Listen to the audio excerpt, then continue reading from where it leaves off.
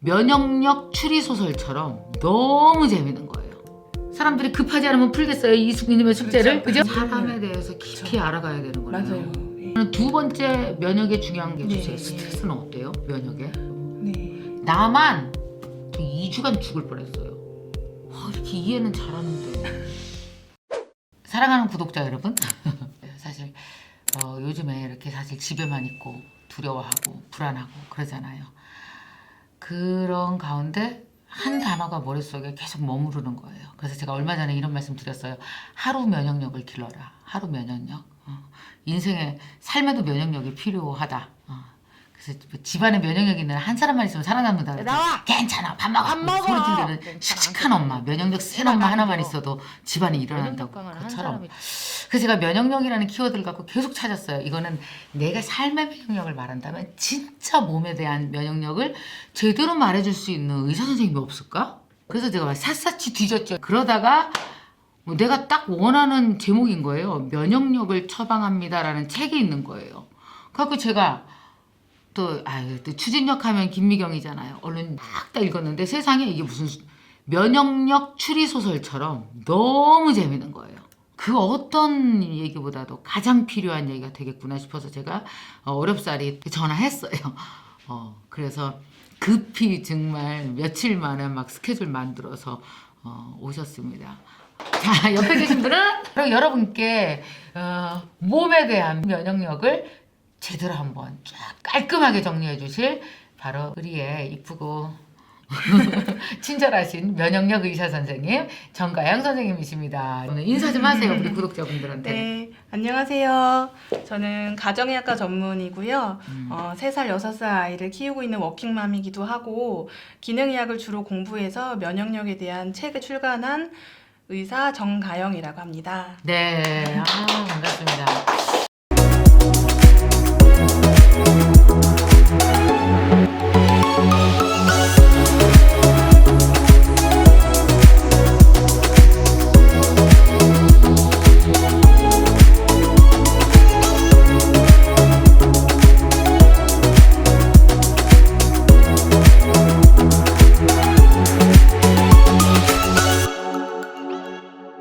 면역력에 대해서 요즘에 진짜 관심이 너무나 많잖아요. 그럴 수밖에 그러시죠. 없는. 네. 사실 면역력 이야기를 네. 글쎄요, 우리 몇십 년 전에, 20년, 30년 전에는 거의 그렇게 다 하지 않았었어요. 그렇죠. 근데 네, 요즘에 잘 면역 모르셨죠. 네. 몰랐어요. 네. 그러다가 이걸 알고는 있는데 네. 어렴풋 대충 그렇죠. 그냥 네. 알고 제대로는 몰라요. 네. 요즘에 진짜 막 이런 무슨 감염이라든지 이런 거에 대해서 공포에 휩싸이고 네. 너무 두렵고 집안에 갇혀 있는데 면역력은 우리 평생 알아둬야 될 숙제 같더라고요. 맞습니다. 한 번은 풀어야 돼. 네. 근데 사람들이 급하지 않으면 풀겠어요, 이수빈님의 숙제를. 그렇죠. 그죠? 요즘 같은 때 안 풀면 언제 풀겠어요? 네. 감을 이 면역에 대한 숙제를. 근데 제가 이 책 앞에 이렇게 프롤로그를 읽어보니까 네. 어떤 사람인지 알 수 있었어요. 어렸을 때 생긴 건 안 그런데 추리 소설을 되게 좋아했어요. 네. 어떤 거? 에거서 크리스티 소설 좋아했고요. 그래서 그런지 그래서 이 책이 추리 소설처럼 흥미진진하구나. 그 그렇죠. 솜씨 되게 있어요. 앞으로 책 많이 쓰세요. 감사합니다. TV조선 만물상 여기 나가셨었네요. 네. 여기 패널로 나도 여기 갔었는데. 그러세요? 이거 어떻게 했어요, 촬영을? 이거 촬영 8시간 하는데. 이게 진짜 힘들었어요. 진짜 너무 힘들어가지고. 다시는 안 가잖아. 나는 김원희 씨를 정말 존경해요. 맞아요. 진짜 오래 찍어요. 나는 만물상 나갔다 와서 김원희 씨를 다시 봤어요. 정말 맞아요. 훌륭하시네요. 8시간, 9시간을 쉬지 않고 찍는데 나중에는 다들 카메라만 딴 데로 돌아가면 다 이렇게 돼. 다들 연세의료원 세브란스 병원에서 인턴 하시고 가정의학과 전공의 과정을 네. 수료하시고 국제기능학회 기능의학회 정회원이다 말씀하셨고 히포크라타 의원의 원장이시고 그죠? 네, 이제 준비하고 있죠.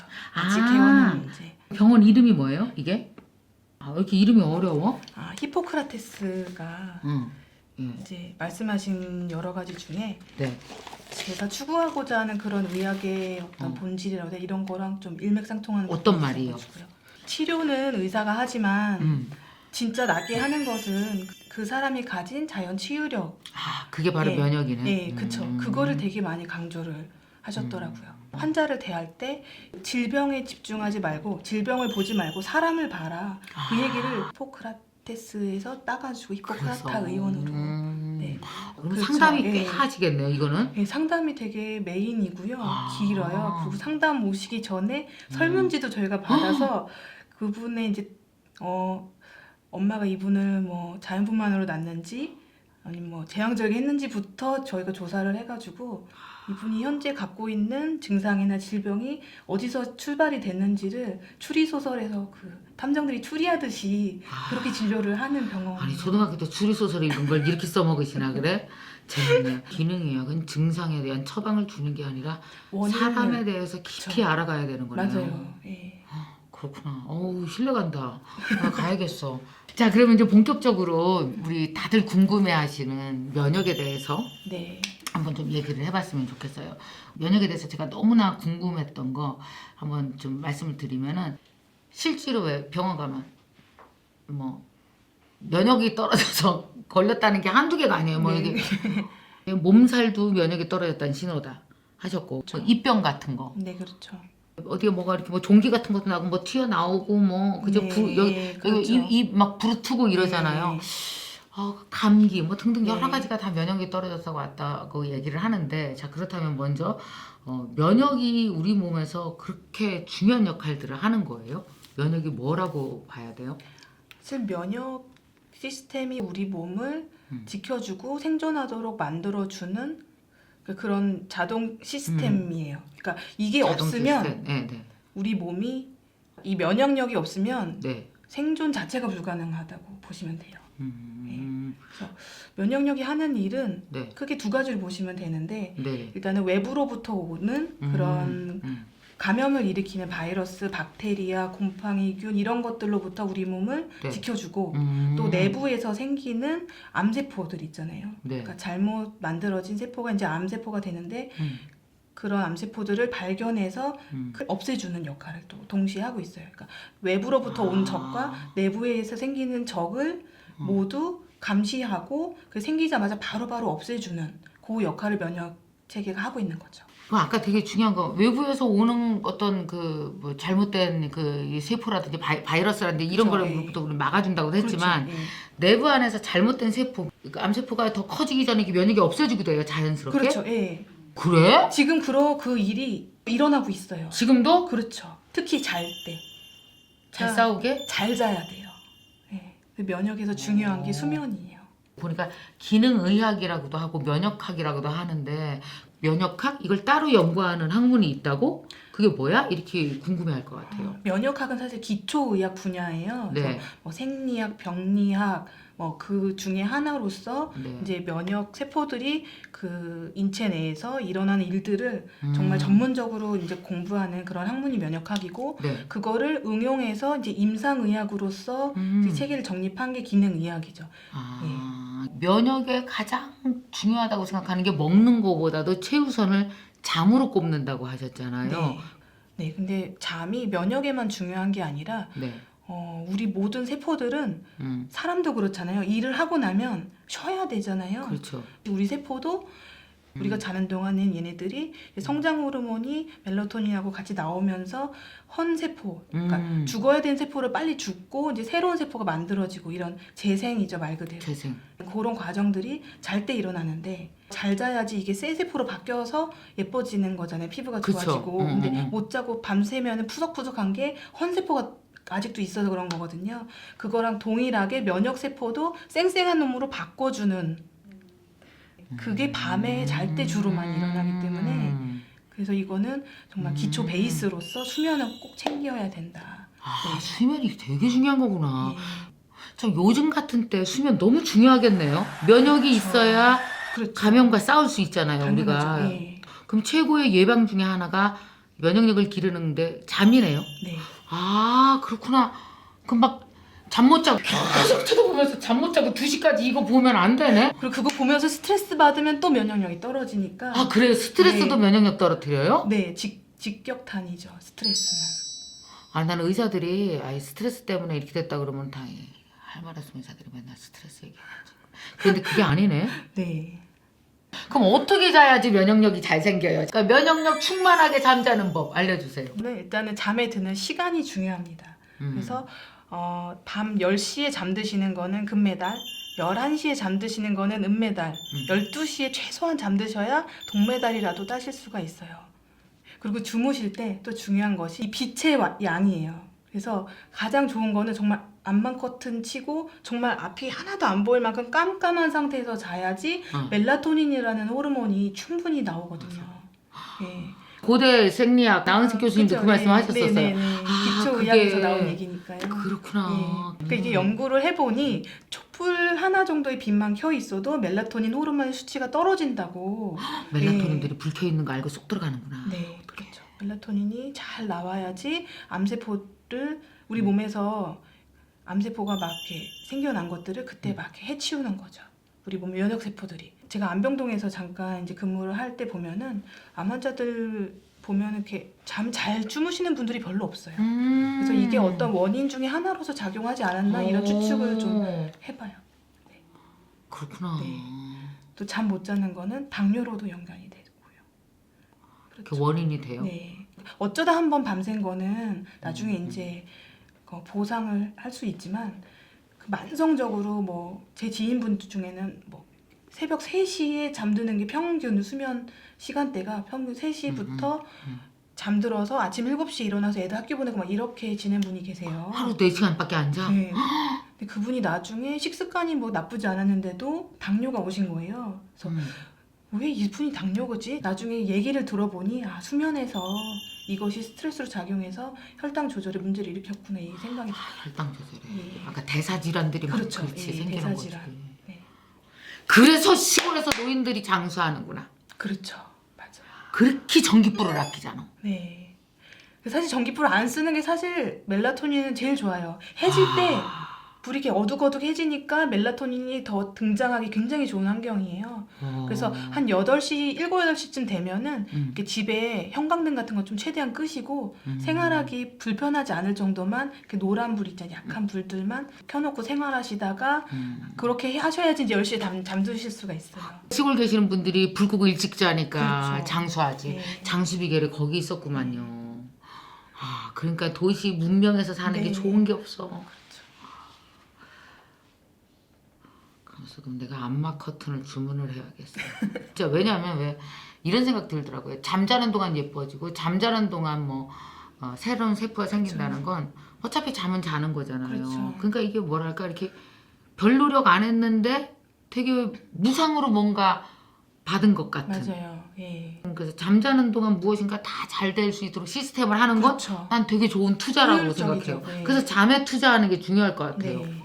불빛 그렇죠. 있잖아. 인공빛들이 가로등들이 밤에도 켜 있으니까 그렇지. 그런 것들 차단해 좀 주시면 차단하고. 네. 그러니 휴대폰을 계속 이렇게 보는 게 얼마나 안 맞아요. 좋겠어. 예. 블루라이트가 또 멜라토닌 생성을 방해하거든요. 블루라이트가 예. 휴대폰에서 나오는 네. 거. 그러니까 요즘 같은 때 계속 네이버 들여다보고 유튜브 보고 이게 아니구나 밤에 하지 그렇죠. 말아야 예, 겠다. 맞아요. 그것부터 하지 마셔야 돼요. 여러분 요거만 보고 끄세요 휴대폰을.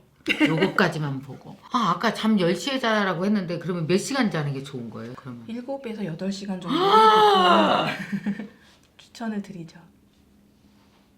난 그렇게 잡은 적은 없은 것 같아. 근데 물론 사람마다 달라요. 스트레스에 대한 이제 검사들을 해보면 이분이 잠이 부족해서 지금 스트레스로 몸에서 인식하는지 체크해 보실 수는 있어요. 네. 그래도 최소 6, 7시간 이상은 자도록 해야 되겠다. 그렇죠. 그보다 네. 너무 하면 안 돼. 그러면 두 번째 면역에 중요한 게 네, 주세요. 네. 스트레스는 어때요? 면역에? 스트레스를 받으면 이게 교감, 부교감 신경 혹시 아시죠? 자율신경계를 구성하는 두 가지 축인데 나는 그 얘기 들을 때마다 자꾸 딴 교감이 떠올라갖고 늘 힘들었어 생물 시간마다. 죄송합니다. 얘기해 주세요. 그 교감 어떻게 됐다고요? 교감신경은 우리가 이제 긴장하고 뭔가 빠릿빠릿하게 일을 해야 될 때 올라가야 되는 그런 신경이고요. 부교감은 그 반대로 좀 릴렉스하고 쉴 때 이제 이게 작동하는 거라서 이것이 균형을 이루면서 이렇게 있어야 돼요. 낮에는 주로 교감신경이 활동을 하고 이제 해가 지고 이렇게 밤에는 반대로 부교감이 나오면서 이렇게 쉬고 이렇게 해야 되는데 그 부교감의 메인 신경을 우리가 미주신경이라는 그 신경이 있어요. 그러니까 그 신경은 우리 몸에 이제 면역 시스템이 주로 이제 장에 있는데 장 내에 미생물이라든가 그런 면역 그 시스템을 네. 안정화시키는 역할을 해요. 부교감이. 예. 면역이랑 장 기능이랑 그렇게 관련이 있는 거예요? 네, 장이 최대 면역 기관이라고 보시면 돼요. 면역 시스템은 군대로 보시면 되거든요. 여러 군대가 모인 국방 시스템이라고 제가 설명해놨는데 사실 메인 활동을 하는 것들은 면역 세포죠.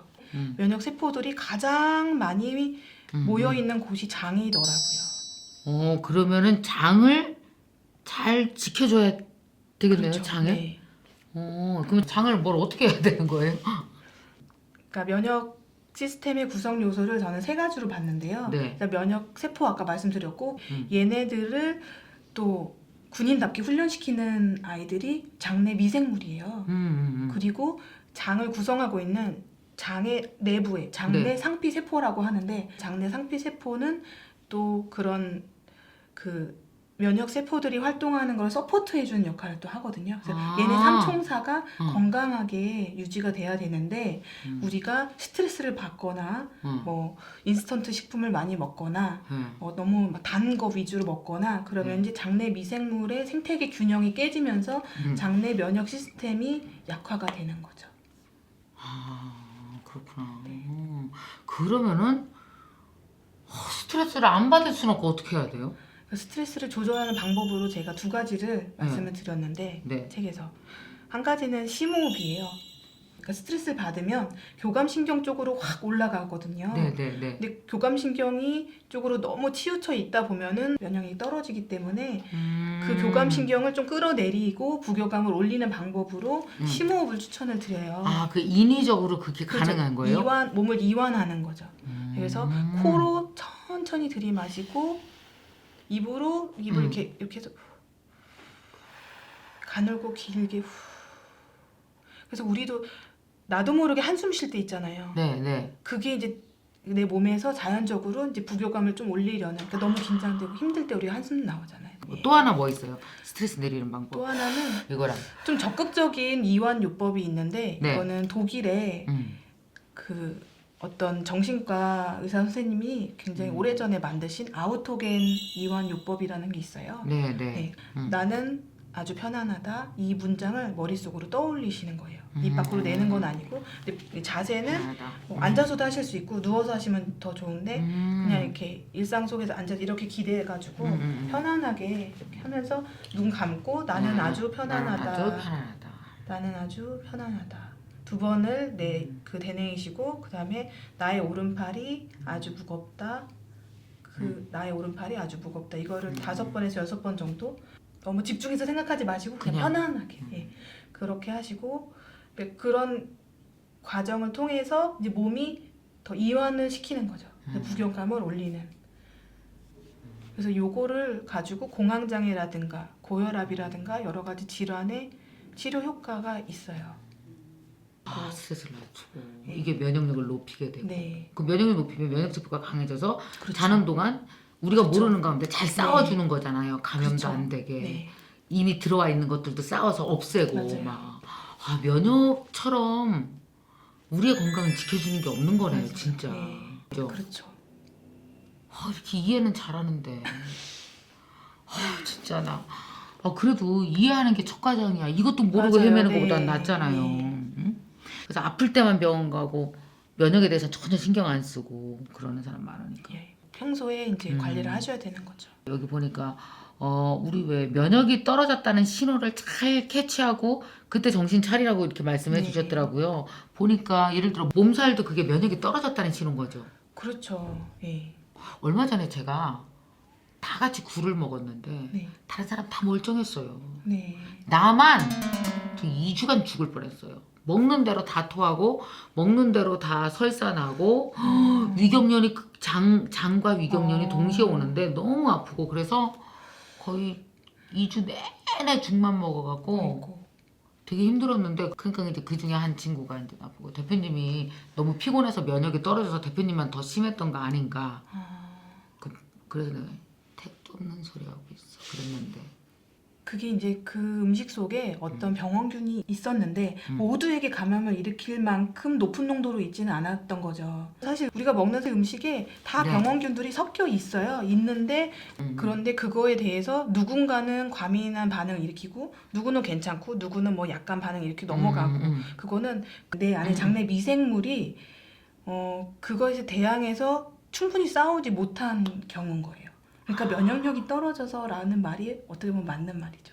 그리고 변비가 그렇게 안 좋은 적이라면서요. 그렇죠. 변비가 또 그냥 단지 우리는 그냥 잘 안 나오는 거야. 근데 그게 아닐 수 있다라는 거죠. 네. 변을 통해서는 우리 몸에 들어와 있는 지용성의 독성 물질 네. 그리고 우리 몸에서 나오는 성호르몬 그리고 코르티졸 이런 호르몬들이 자기 역할을 다 마쳤으면 간에서 대사된 다음에 이제 변을 통해서 나가야 돼요. 근데 그것들이 나가는 길이 이제 막혀 있는 거예요. 그러면 배출해야 될 것들은 못 그쵸. 하는 거구나. 네. 그러면은 이 몸에서 호르몬 쪽으로도 안 좋고 인공화학 합성 물질들 그런 것들이 간에서 대사돼서 빨리빨리 나가줘야 되는데 안 그러면 그런 것들이 우리 몸에 여러 가지 질환을 일으킬 수도 있고. 면역이 중요하다는 거는 다 이렇게 알고 있지만 뭔가 이렇게 이상이 생겨야만 내가 면역에 관심을 갖잖아요. 아, 내가 면역이 떨어졌구나. 눈치챌 수 있는 방법들이 52페이지에 면역력 부족을 알리는 가장 친숙한 경보는 바로 몸살이다. 그렇죠. 그다음 뭐 근육통, 흔히 면역력이 피부로도 많이 나타난다라고 네, 말씀하셨어요. 맞아요. 네. 그럼 우리가 이렇게 정신을 차려야 되잖아요. 약간 몸살 같은 게 왔을 때 캐치하면 오히려 감사한 거잖아요. 더 큰 걸 막을 수도 있으니까. 중간에 알려주는 거니까요. 아, 네. 중간에 알려주는 거. 그렇죠. 감기가 가장 대표적인 아, 예고요. 그리고 지루성 두피를 갖고 계신 분들이 있어요. 그분들은 스트레스를 받거나 면역력이 떨어지면 이 증상이 더 심해져요. 그런 분들은 사실은 그 면역 체계를 좀 정말 적극적으로 관리하지 않으면 뭐 환절기라든가 그 때만 되면 계속 병원에 와서 약을 타시는 분들이 상당히 많아요. 젊은 친구들부터 뭐 어르신들까지도. 여기 이렇게 써있단 말이에요. 54페이지에. 면역력의 문제는 이처럼 피부로 나타나는 경우가 많다. 특히 헤르페스는 체내 신경 조직에 숨어서 조용히 살고 있다가 우리 몸의 면역 시스템이 약해졌을 때 극성을 부린다. 이런 것을 기회 감염이라고 한다. 네. 이미 있었다라는 거죠. 그렇죠. 네. 기회를 노리고 튀어나오는 거예요. 기회 감염이 나타났다는 건 그만큼 나의 면역력이 약해졌다는 걸 알려주는 경보다 이러는 거죠. 그죠? 네, 맞아요. 피부에. 아, 여기서 또 이 얘기를 좀 해볼까요? 밀가루가 그렇게 안 좋아요? 인스턴트 식품 우리 많이 먹는데 밀가루 여기 보니까 뭐 밀가루 음식이 장에 구멍을 내요? 자, 이 한마디가 나를 살렸다. 이번에 신간이 나왔잖아요. 많은 분들이 예약으로 구매를 해주셨고 구매해주신 분들께 제가 왜 형광펜 드린다고 그랬었잖아요. 예약 구매하신 분들에게 보내드릴 겁니다. 신간 토크쇼를 하려고 마음 먹었는데 못하게 됐어요. 다들 아시죠? 여러분과 함께 만든 책이잖아요. 그래서 유튜브 라이브로 함께 이 내용을 뜨겁게 여러분과 나누고 싶습니다. 그러니까 여러분 3월 11일 9시에 밤 9시에 오셔서 함께 유튜브 라이브 함께 해주시고요. 자, 그리고 이번에 이 책을 예약 구매해 주신 분들이 많으세요. 근데 이 예약 구매해 주신 분들이 너무 많으셔서 감사한 뜻에서 또 제가 이벤트 하나 또 한 번 해볼까 하거든요. 여러분 아십니까? 제가 습관 머그컵이라는 걸 만들었습니다. 우리 함께 멋진 글귀가 쓰여진 머그컵으로 매일 한 잔 커피 마시건 차를 마실 때마다 마음을 탁 다잡자라는 뜻에서 로고가 달린 습관 머그컵을 만들었는데 그걸 여러분들께 드릴 거예요. 예약 구매해주신 그 영수증이건 뭐 인증샷이 있잖아요. 그걸 여러분 SNS에 올리세요. 그리고 요 밑에 링크를 댓글로 달아주세요. 그러면 그날 제가 라이브 하는 날 10분 추첨해서 그날 발표할 거고요. 또 들어오신 분들 중에서 우리 서로 댓글도 달고 이벤트 하면서 그날 또 제가 이 습관 머그컵을 쏘도록 하겠습니다. 몇 분, 한 10분? 20분 뽑아서 습관 머그컵 드릴게요. 여러분 많이 들어오세요. 3월 11일 우리 유튜브 라이브에서 출간 기념 첫 번째 토크쇼에서 뵙도록 하겠습니다.